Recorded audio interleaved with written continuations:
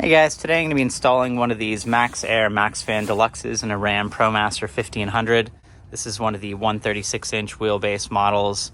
And over here on the left, I got a bunch of stuff that I'm going to use, starting with the tarp. I'm going to put that over the seats and over the back. When you cut into the roof, you get all these metal shavings that come down. It's a real pain to clean up and deal with, so I'm going to try to minimize that as much as possible by covering up the area before I start.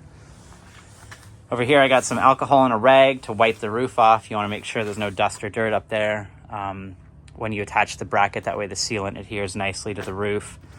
I got a drill with some bits, a jigsaw with a metal bit to make the hole in the roof. I got this hardware that I like to use. These are number 10s, 3/4 inch. I got some flat washers to put on top, locking washers to put on the bottom. I got some tape to cover up the roof, just so the guide on the jigsaw doesn't scratch up the clear coat or anything. I'll show you guys what I mean by that. And then exterior sealant and butyl tape. Butyl tape is put around the bolt holes and around the cut edges to make sure there's no leaking coming through the roof.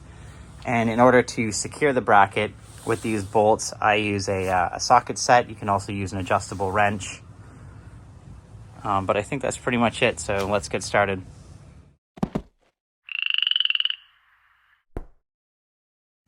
When you open the box, you get these three main components. You get this mounting bracket that's going to sit up and attach to the roof like that. It has these anchor points on the side. Those anchor points are going to be used to attach the fan itself. And then this entire assembly is going to connect to this bracket, which will sit up against your roof. Depending on the distance between the ceiling in your van and the roof, you can cut this away to compensate. And then that, again, is just going to slide into this assembly. And it's going to look something like that. Also have this hardware and these instructions. I'm going to use some of this hardware, but once again, I'm going to replace some of it with these 3/4 inch number 10s that I showed you earlier. I've cleaned the surface up here with the alcohol and the rag. Everything is nice.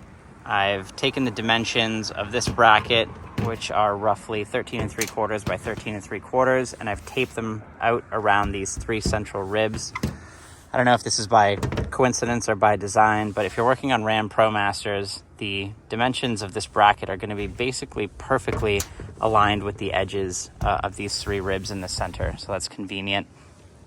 One thing worth mentioning at this point is that it's better, in my opinion, to go slightly larger in terms of cutting this hole than smaller, because if you cut it too small, it's really quite difficult to take off 1/8 of an inch or 1/4 of an inch off of one of these sides, unless you're using a grinder.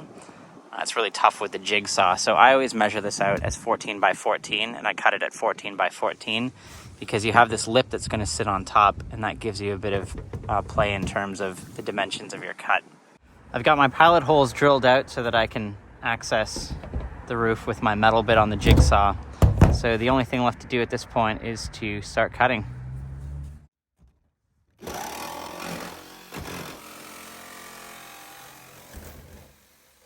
I've removed the masking tape from around the hole. I'm just going to take this bracket, sit it inside, make sure everything fits properly. It does. As expected, there's about 1/4 inch of play in each dimension, which is fine. That's what you want, because we're going to put some butyl tape around the edges, and that'll seal up the gap and help it fit a little more snugly. I always keep a pair of pliers around at this stage, because sometimes the jigsaw will pull up edges, make things a little uneven. So just go around, make sure everything's nice and flush, correct anything that's not. The cut doesn't have to be perfect. As you can see, mine's not perfectly straight, but that's not a huge deal. Because this is going to sit inside here, and it's all going to be sealed up with butyl tape and exterior sealant anyway. So try to make it as neat as you can, but it's okay if it's not perfect. Also like to bring the vacuum cleaner up on top of the roof with me, because as you drill holes and cut the roof out, you get metal shavings everywhere, and they're absolutely awful to deal with. So I take this up here now, and after every time I drill through or cut the metal, I always just clean up the shavings as I go.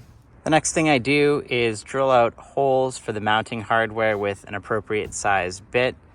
I usually start by placing the bracket exactly where I want it to go. I drill out one hole, I add the mounting hardware so that it can't go anywhere, and then one by one I do all four corners, And then once the corners are done, I just go around and one by one drill out all of these holes until they're all finished.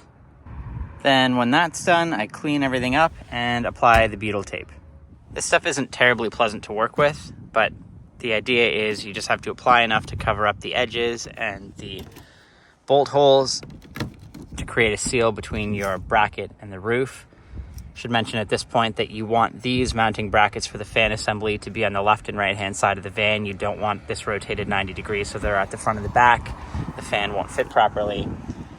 Once this is done, just go around, take your hardware, don't forget the flat washer on top, push all of your bolts through the holes, go underneath inside the van, mount your locking washer and then the nut, and then tighten everything down. I'm gonna go back up on top. I'm gonna tighten the bolts with a drill, and I'm gonna reach under, and I'm gonna put this socket over each of these as I tighten them from the top. And you can just go around and do all those. So I'm gonna go back up there. We're so close to being done. Okay, now we're gonna mount the fan itself. In the mounting hardware bag that came with the fan, there are 4 screws that are shorter and a little more rotund than the other screws. You're gonna find those, take them out of the bag. We won't need these anymore. And those are gonna be used to go through these holes right here and mount the fan to the bracket. So before you mount the fan, you have to open the lid. That'll give you access to the holes that the screws are gonna go into. So let that cable dangle inside and slide the fan into place over the bracket.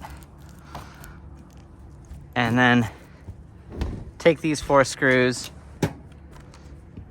and install the fan.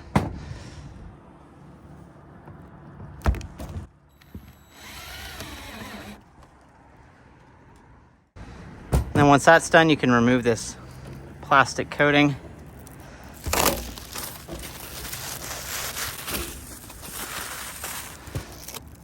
And now all that's left to do is apply the exterior sealant to all these edges and on top of all these screw heads, and we're done. I usually come back around and put some additional sealant on the insides here just for added protection against moisture, but you really don't need it. I'll show you guys what it looks like with the top up, and then I'll come in here and show you what it looks like with the top down and locked. Go. When you're ready, you can connect this to a 12-volt power source. That's how it's going to operate. All of your control buttons are here. And then, if I can find the other piece, like I mentioned at the beginning of the video, this is going to sit up inside here, and you can cut that to length based on the depth between the inside of your ceiling and the top of the roof. So if you have any questions or comments, leave them in the comments section. Otherwise, good luck, enjoy, have fun. Thanks for watching.